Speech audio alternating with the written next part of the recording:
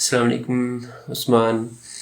इस्तग़फ़ार और तौबा ये अल्फ़ाज़ हैं जो हम लोग इनसे काफ़ी वाकिफ़ हैं और आम तौर पे ये अल्फ़ाज़ यूज़ करते हैं, लेकिन हम इन्हें इंटरचेंजेबली यूज़ करते हैं, एक की जगह दूसरे लफ़्ज़ को यूज़ करते हैं, लेकिन इनमें थोड़ा फ़र्क है। ये फ़र्क आज इनके अल्फ़ाज़ के मीनिंग्स को डिटेल में समझ के इस फ़र्क को समझेंगे और इसके अलावा एक और वर्ड भी है इनसे बढ़ के, इनाबा। उस लफ़्ज़ के भी मीनिंग्स को देखेंगे ताकि वो लफ़्ज़ इन अल्फ़ाज़ से भी फ़र्क करके हम लोग समझ सकें। तो देखते हैं इनके मीनिंग्स थोड़ा डिटेल में। एडवर्ड विलियम लेन की अरेबिक इंग्लिश लेक्सिकॉन में है कि गफ़रहू, इसका मतलब है कि उसने छुपाया, पर्दा रखा, पोशीदा रखा किसी भी चीज़ के बारे में। और अस्तग़फ़िरुल्लाह का मतलब है कि उसने अल्लाह से मग़फ़िरत या माफ़ी की दरख्वास्त की। और अस्तग़फ़िरुल्लाह मिन ज़ंबिही या ले ज़ंबिही या ज़ंबहू, इनका मतलब हुआ कि उसने अल्लाह ताला से अपने ख़ता, गुनाह या जुर्म की माफ़ी या उसको छुपाने की या पर्दा डालने की दरख्वास्त की या तलब की, ज़ुबान और अमल दोनों के हवाले से, क्योंकि अल्लाह ताला चाहता है ऐसा वो करे, सिर्फ़ ज़ुबान से नहीं।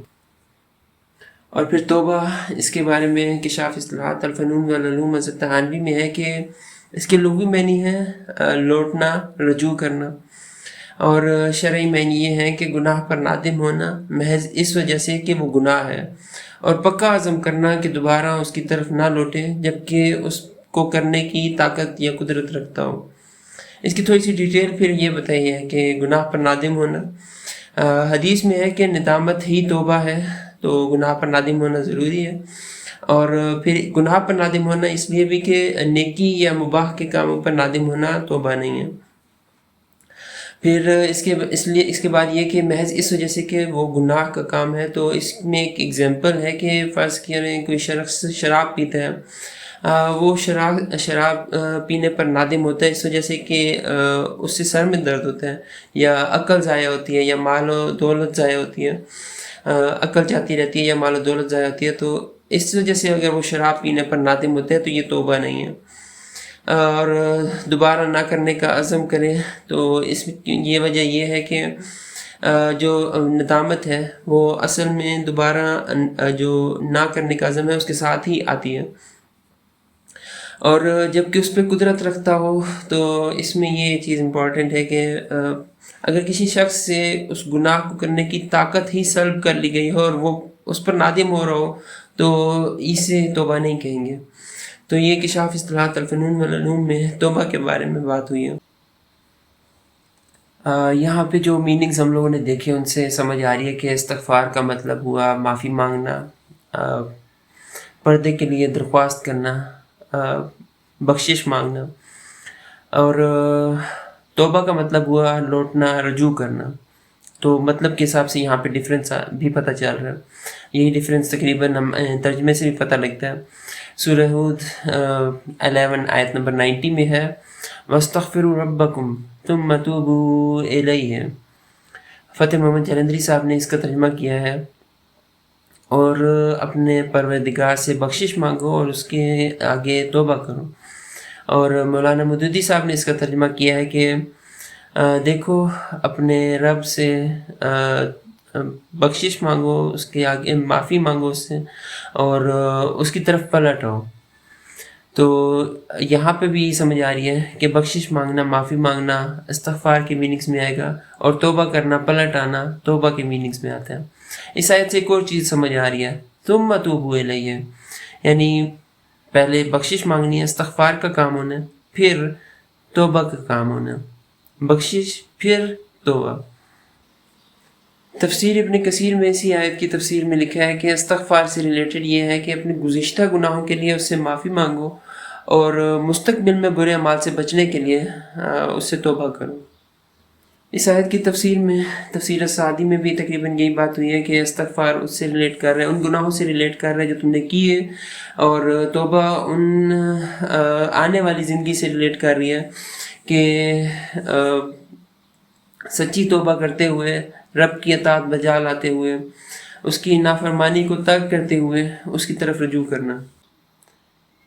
تفسیر تبری میں ہے کہ اس آیت کی تفسیر میں کہ استغفار صرف اسی سے ریلیٹ نہیں کر رہا کہ جو گناہ تمہارے اور تمہارے رب کے درمیان ہیں، بلکہ اس چیز سے بھی ریلیٹ کر رہا ہے کہ جن پر تم قائم ہو، اور توبہ اس سے ریلیٹ کر رہی ہے کہ اس کی طرف رجوع کرو، اس کی اطاعت کرتے ہوئے، اس کے حکم کو مانتے ہوئے، اور جن چیزوں سے اس نے رب نے منع فرمایا ہے ان سے منع ہوتے ہوئے۔ تو استغفار اور توبہ کا ایک ڈیفرنس جو ہمیں سمجھ آ رہا ہے وہ یہ کہ استغفار ہے بخشش مانگنا، پردے کی درخواست کرنا، چھپانے کی درخواست کرنا، اور توبہ ہے لوٹنا، رجوع کرنا اللہ تعالیٰ کی طرف اطاعت کے ساتھ، ندامت کے ساتھ۔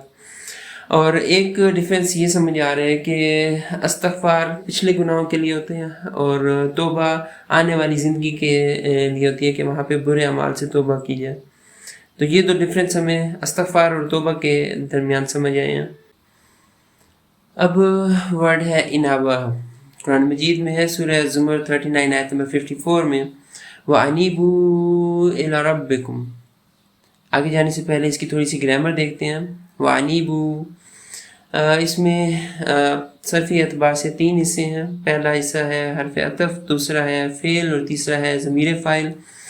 حرف عطف واو ہے، اور جس کو ہم عام طور پہ اور کے میننگز میں لیتے ہیں۔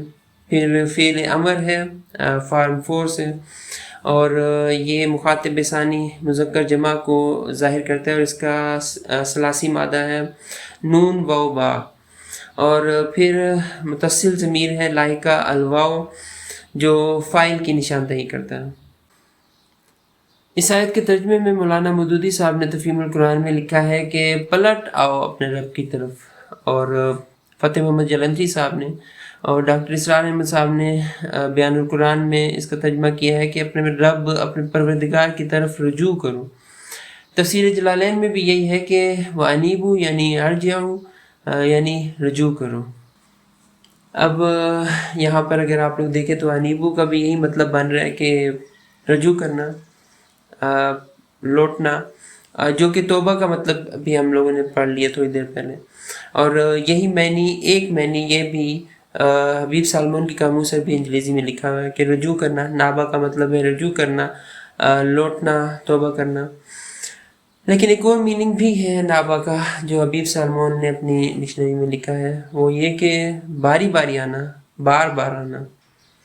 تفسیر البغوی میں ہے کہ وَأَنِيبُوا إِلَىٰ رَبِّكُمْ یعنی اپنے رب کی اطاعت، فرمانبرداری کی طرف متوجہ ہو جاؤ، اس کی طرف پلٹ آؤ۔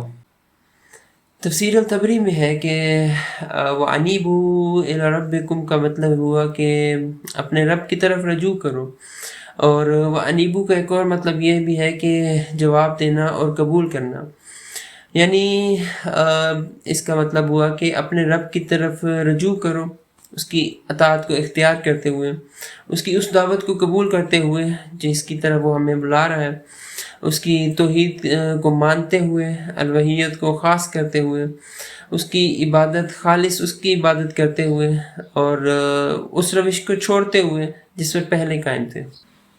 تحفۃ العریب بما فی القرآن ضربی حیان الغرناطی میں ہے کہ نوب، انابہ، اس نے توبہ کی، اور الانابہ منکرانہ روش سے رجوع کرنا۔ المفردات فی غریب القرآن الراغب الاصفہانی میں ہے کہ النوب، اس سے مراد ہے کسی چیز کا بار بار آنا یا لوٹنا، اور کہا جاتا ہے نابا نوبن و نوبتن یعنی وہ لوٹا یا دوبارہ آیا۔ اور شہد کی مکھیوں کو بھی نوب کہا جاتا ہے کیونکہ وہ بار بار لوٹ کر اپنی چھتوں کی طرف واپس آتی ہیں۔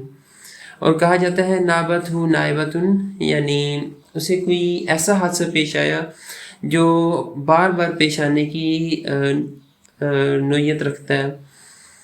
اور اللہ تعالیٰ کی طرف الانابہ سے مراد ہے کہ اس توبہ کرنا، اس کی طرف رجوع کرنا، توبہ کر کے اس کی طرف رجوع کرنا، اور عمل میں اخلاص اختیار کرنا۔ اس بک کے بارے میں آپ لوگوں سے دوبارہ شیئر کروں گا، یہ میری فیس بک مارکیٹ پلیس پر بہت ہی لو ریٹ پر میں نے رکھی ہے تاکہ زیادہ سے زیادہ ٹیچرز، اسپیشلی ٹیچرز کے لیے ٹیچرز اس کو لیں اور اس سے فائدہ اٹھائیں، خود بھی سیکھیں اور آگے اسٹوڈنٹس تک بھی اپنی وہ سیکھنا سکھانا پہنچائیں. تو یہ ایک جو علم ہے یہ آگے سے آگے بڑھے قرآن مجید کا ہے. Arabic English lexicon Edward William لین کی اس میں ہے کہ نابا اللہ ہے، یعنی اس نے نافرمانی چھوڑ کر وہ اللہ کی فرمانبرداری کی طرف لوٹ آیا. اور اس میں استقامت کا ایک مفہوم آتا ہے کہ یعنی اس نے اللہ تعالیٰ کی فرمانبرداری کو لازم پکڑ لیا. پھر انابت ان کے میننگز کی ریلیٹڈ کچھ باریکیاں بھی ہیں مینشنڈ ہیں، جیسے کہ اس کا ایک میننگ یہ بھی ہے کہ بھلائی کے راستے کی طرف گامزن ہونا. اس کا ایک میننگ یہ بھی ہے کہ اللہ کے احکامات کی بجا آوری کی طرف لوٹنا، اس طرح کہ اس میں سے کوئی چیز بھی نہ چھوٹے. اور پھر اس کا ایک میننگ بھی ہے کہ بار بار اللہ تعالیٰ کی طرف رجوع کرنا.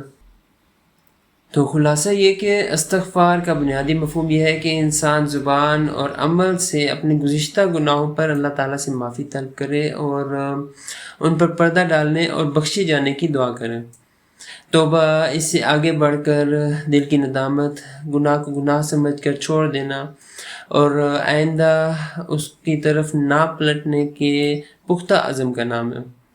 انابت ایک مسلسل اور مخلصانہ رجوع ہے جس میں انسان نہ صرف توبہ کرتا ہے بلکہ منکرانہ روش کو چھوڑ کر مستقل طور پر اللہ تعالیٰ کی اطاعت اور فرما برداری کو اوپر کی طرف پلٹتا ہے اور اس کو اپنی عملی زندگی میں اختیار کر لیتا ہے. یعنی انابت توبہ سے بھی اعلیٰ درجہ رکھتا ہے کیونکہ اس میں نہ صرف دل کی ندامت اور گناہ کو چھوڑ دینا شامل ہے بلکہ دل کی مکمل توجہ اور پوری اطاعت اور فرما برداری کے ساتھ اللہ تعالیٰ کے بتائے ہوئے بھلائی کے راستے کی طرف گامزن ہو جانا شامل ہے عملی طور پر. تو یہ تھے ڈفرینسز ان میننگز آف استغفار، توبہ اینڈ انابت. اور میں آپ لوگوں سے پھر شیئر کروں گا کہ میرے پاس فیس بک مارکیٹ پلیس پر مفردات القرآن بک ہے اور اس کے علاوہ بیان القرآن ہے ڈاکٹر اسرار احمد صاحب کی، اور وہاں سے وہ یہ آپ لوگ بہت ہی مارکیٹ کی نسبت بہت لو ریٹ پر آپ لوگ یہ پرچیز کر سکتے ہیں وہاں سے.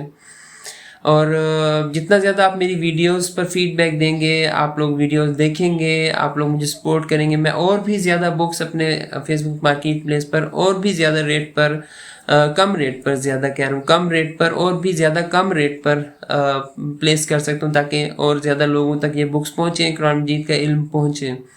تو بس آپ لوگوں کی سپورٹ کی ضرورت ہے زیادہ سے زیادہ. جزاکم اللہ خیر.